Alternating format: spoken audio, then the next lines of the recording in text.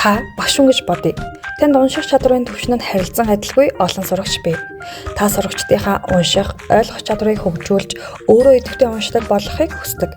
Scholastic Literacy Pro танд туслана. Энэ бүхэн сурагчийн унших төвчнийг тодорхойлохоос эхэлнэ.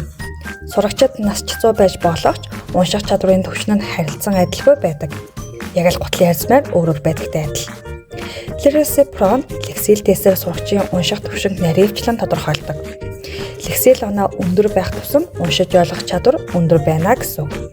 Мөн номнууд ч лексил хэмжүүрээр ангилагдсан байдаг. Ойролцоогоор 20 минутын тестээр сурагчийн унших төвшинг тодорхойлно. Үүний дараа сурагч өөрийн сонирхлын номоо сонгоно. Literacy Pro сурагчийн сонирхол болон унших төвшөнд тохирсон номын жагсаалтыг гаргаж өгдөг. Мянган номын дундаас сонголт хийх боломжтой.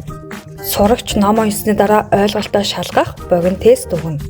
Ойлголт сайжруулахын хэрээр лексил оноо өсөж илүү түвшин өндөр ном унших боломжтой болно.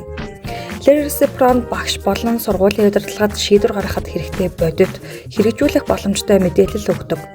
Ингэснээр суралцах зорилт тодорхойлох, дэмжлэг шаардлагатай суралцагчдыг илрүүлэх, илүү агсан төвшний сорилт хэрэгтэй авьяаслаг сурагчдыг тодорхойлох боломжтой. Мөн сурагчдын ахиц дэвшлийг хугацааны явцад хэмжиж хянах, сургуулийн гүйцэтгэлийг бодит цагийн мэдээллээр харах боломжтой. Энэ бүхэн сургалтын бүх чиглэлд сурагчдын амжилтыг нэмэгдүүлэхэд хүргэнэ.